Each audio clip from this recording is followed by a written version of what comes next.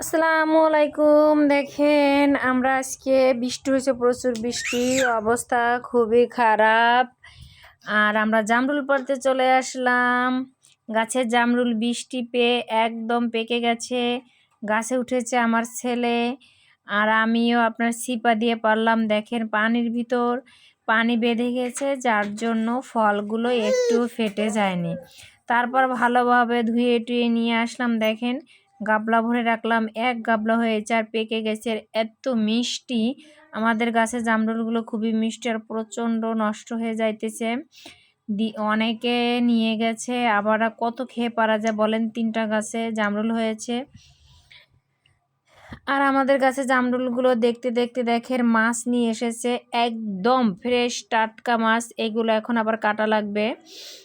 একদম সোনা চেলা বলে আমরা যেটা, চাপলি মাছের মতন। আবার কইরা পুঁটি বলি আমরা যেটা, ওইটা। এই যে আবার অনেকগুলো দেখেন তেলাপিয়া মাছও পেয়েছিলাম। যাক, 2 বোনে কুটে তারপর আমরা আজকে সারাদিন মাজা একদম লেগে গেছে। আর এই মাছগুলো কুটতে কিন্তু সময় লাগে, ছোট মাছ এই যে। আর মাছগুলো দেখেন কেটে আমরা নিয়ে আসলাম।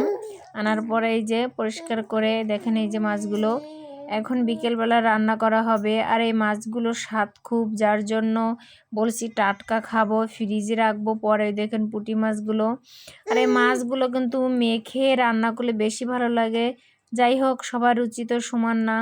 আমার ভাই এরকম ভেজে তারপর আপনার ঝোল করে খাবে।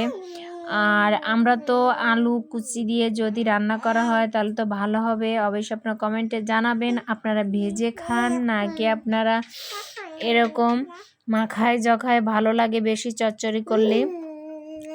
করা যাবে কি, আমার ভাইয়ের খেতে হবে, এর জন্য এরকম দেখেন ভেজে তারপর আমরা ঝোল করব।